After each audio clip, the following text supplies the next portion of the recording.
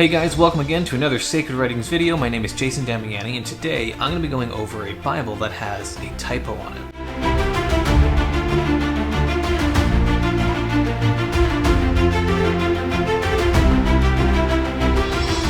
So the Bible that I have here in my collection was printed in the year 1549.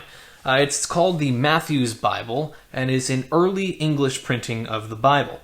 I actually had owned a leaf from this Bible previously, but had since sold it because I had other English Bibles that were printed earlier than that, and it wasn't really anything historically significant, something that I really wanted in my collection, especially because when you collect, you have to consider real estate. Where are you going to hold it? How are you going to display these things? Or how are you going to store it? Those are questions you need to think about when you're having items in your collection. I personally don't want to just buy items and put them in a storage box and slide them under a table or something like that. I want to be able to display my items. And so since I had other items that had taken up the space that I have, I had sold it. But this is an early English translation of the Bible and is really, really interesting for sure. The particular passage of this leaf is from Numbers 17 verse 3 to 19 verse 13. Chapter 17 is a really interesting chapter. It goes over the budding of Aaron's staff. And so this chapter begins after the mayhem with Korah, his followers, and their rebellion. The Lord implemented a way to settle this sort of rebellion forever between the children of Israel, or the 12 tribes of Israel. God instructed Moses to have each of those members of the 12 tribes take their staff and put the name of their tribe on there. So it's the tribe of Benjamin, or Reuben, or Levi, or whoever it may be. Take those tribes, have your names on the top of your staff, and then bring those rods or those staffs to the tabernacle. That's what the Lord commanded them to do. And so God would meet with Moses there and then show Moses by having one of those staffs or one of those rods blossom or bloom. And so whoever's budded or blossomed would be the tribe that the Lord chose to lead the children of Israel. And so, out of all of the 12 rods there, Aaron's, who was from the tribe of Levi, was the one that blossomed, and it blossomed with almonds, which is really interesting to see. So that is basically what's going on there in chapter 17. Highly encourage and recommend you read it for yourself to get that full information and detail that you can read there. And chapter 18 goes over the duties and offerings of the priests and Levites, so the Lord's kind of prescribing what they need to be doing there. And then chapter 19 goes over water cleansing. So again, just pretty generic, kind of more of the ceremonial laws going on there. So really interesting, really important. All the Bible is God-breathed and God-inspired and really important. And so everything has a purpose and a reason and a meaning behind it. And so it's definitely worth studying and looking into. So highly encourage you to do that. Now, as far as any history or significant historical events going on around this leaf or during the time that this leaf is printed, there is actually quite a lot. There's a lot of really interesting historical things going on during the time of this Bible being printed.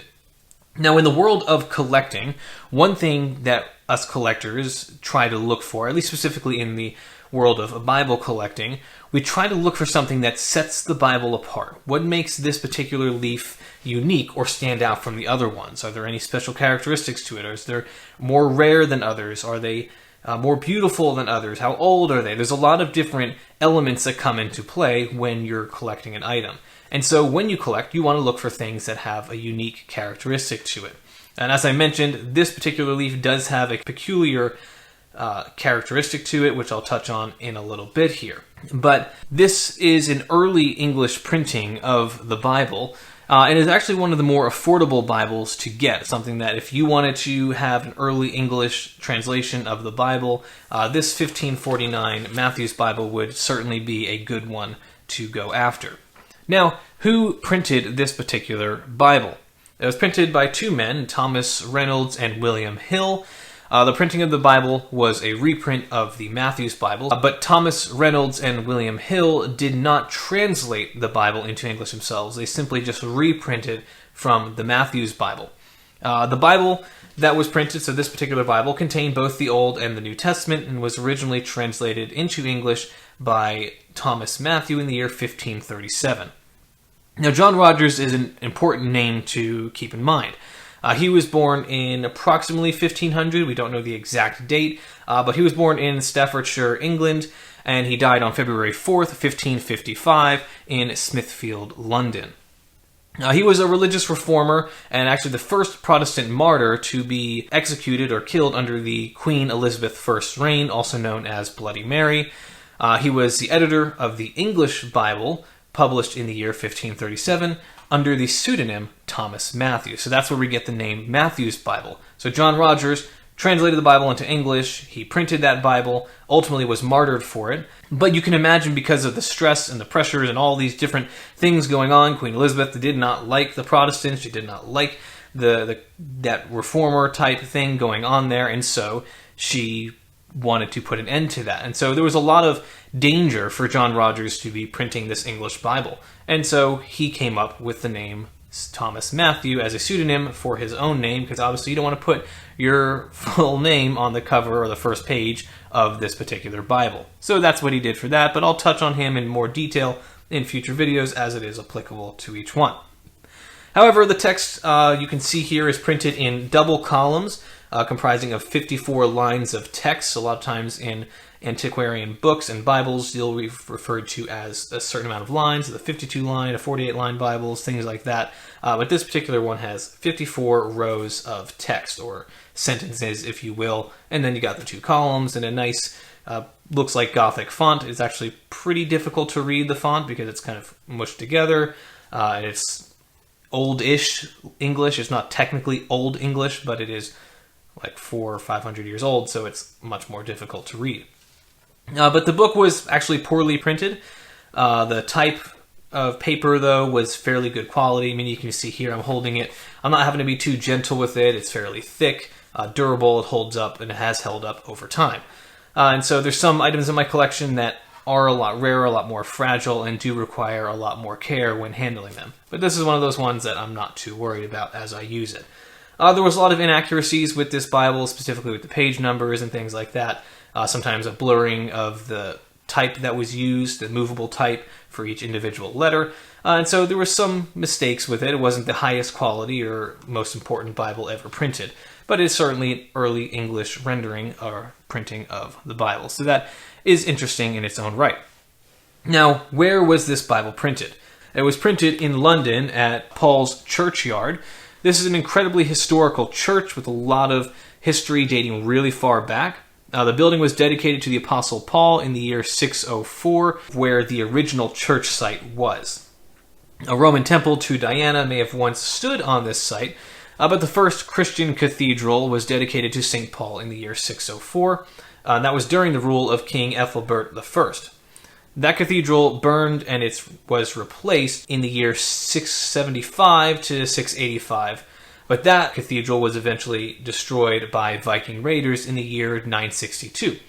And so, in 1087, the third cathedral was built on the site, but that also burned down. So there was a lot of crazy stuff going on around this particular site during that time. And so the fourth and now final cathedral, also known or now known as Old St. Paul's, was constructed of Caen stone beginning in the late 11th century. So that was basically what's going on, a very quick snapshot of what was happening during that time of where this Bible was printed. Of course, all of that did not happen at the same time. That was over the course of 1500s, 1400 years. So a lot of really cool history going on around that particular location in which this Bible was printed. Now, as far as any significance to this item, there are a couple things that come to mind. The first significant characteristic to this leaf is that it is an earlier printing of the Bible in English. But this particular leaf, because it's an earlier English translation of the Bible, definitely brings some significance to it. The second significant aspect to this particular leaf is that it contains a typo or an error on the page. Now, Bibles with typos, Bibles with errors, are much rarer to find and they're highly sought after. And of course, as a collector, that's something that I look for when you have something in your collection. You really want something that's going to stand out. You want something that is a lot more difficult to obtain, harder to find, harder to come by. And that is, I guess, for bragging rights, really. to say, oh, if you were to go and try and buy this item, you really wouldn't be able to find it, or this is really unique, or this is one of a kind. Certainly things that make your collection stand out. And so when I saw this particular item, I was like, ooh, I really like the fact that there is a leaf with the actual typo on it. Because there are Bibles that have pretty notorious typos in it. The most notorious one and most famous one is what's called the Wicked Bible. That Bible has a verse which says, "Thou shalt commit adultery," instead of "Thou shalt not commit adultery." So a pretty major, terrible typo, which is why they come up with the term Wicked Bible. And that one is highly sought after. It's very much desired among Bible collectors. Now, if you were to get a single leaf from a Wicked Bible, if it was like from the Gospel of Matthew or one of Paul's epistles or something like that, or maybe one of the minor prophets, then yes, there is historical significance because it's from the Bible with the actual error. But to get the actual passage that has that error so you can read it and see it for yourself, that is much more desirable and much more valuable than just a regular leaf from that. So the fact that I have this leaf that has that error on it is really, really cool. And so the error is found in chapters 19, verse 13. So it's right here at the bottom, and you can see that it says, "He that teacheth any dead person shall become unclean for 7 days." And clearly from reading that passage, we can deduce that it's probably not he that teacheth any dead person, because I don't know many people who are teaching the dead. So we can clearly understand, especially with the context of this chapter being on water cleansing, that is talking about anyone that toucheth. So it should read, "He that toucheth any dead person shall become unclean for 7 days." So it's really, really interesting to see what's going on there, and seeing that typo is something that really makes this particular leaf stand out, and it's just a fun thing to look at as you are collecting your leaves. So I was really happy to have that. When I saw it for sale, I was like, man, I have to have that. I love it. I think it's awesome. Now, as far as how and where I purchased this leaf, a lot of my items I do get on eBay. That is my favorite area to source my items, but there, of course, are other websites, other locations in which I buy these unique and rare items for my collection. But I did purchase this particular leaf on eBay. I paid $85 for it, which is, in my opinion, a steal for this leaf. I believe he had it listed for $100, and we were able to kind of come to a compromise, and he sold it to me for $85. Beautiful item. I really enjoy it. If I were to resell this one, I probably would try and sell it for closer to $200, maybe even $300, because of that unique characteristic of the typo here in the leaf. So that definitely makes it much rarer and much more unique. But these Bibles, like I said earlier, are the more affordable Bibles you can get. So if you were to try and buy one of these leaves, you'd be looking anywhere from $50 to $100 generally for that price, anywhere in between there. Sometimes it'll be up to the $300 or $400 price range. It depends on the condition and the passage. And some of these Bibles have these woodcut initials at the beginning of each chapter that would be colored in, and so that does add some more value to it. Now, granted, those I don't think were colored in until later on, not when it was first printed, which is one of the reasons I don't have one of those in my collection. But it's still really interesting and does add a little element of value to those. So there is a wide price range, but generally speaking, depending on condition and the particular passage and all of that type of stuff, you're looking at about $50 to $100. Now, I've also find it interesting to see, okay, well, if we were to buy this whole Bible, how much would that cost? I did have a hard time finding a Bible from 1549 that was intact. I did find one auction back in 2019 where a portion of the 1549 Matthew's Bible was sold. And of course, it was an auction, so there was a bidding war for it, and auctions are actually really good to show you what the true market value is of something, because pending you market that to the right people, then you can see what it actually is valued at.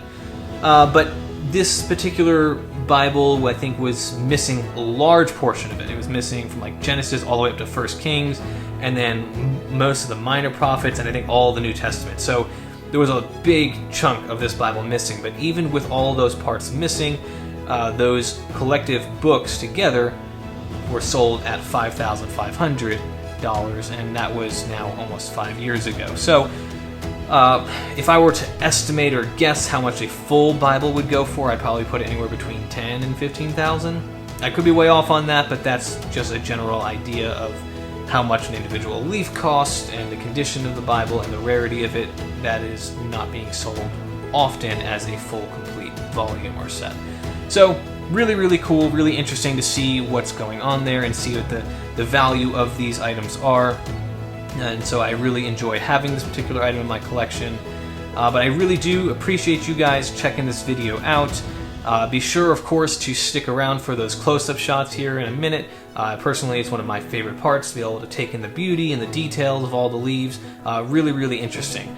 So please consider subscribing, liking the video, sharing it. That certainly helps out, especially the subscribing part. So if you've checked this video out, be sure to subscribe so you don't miss other videos in the future.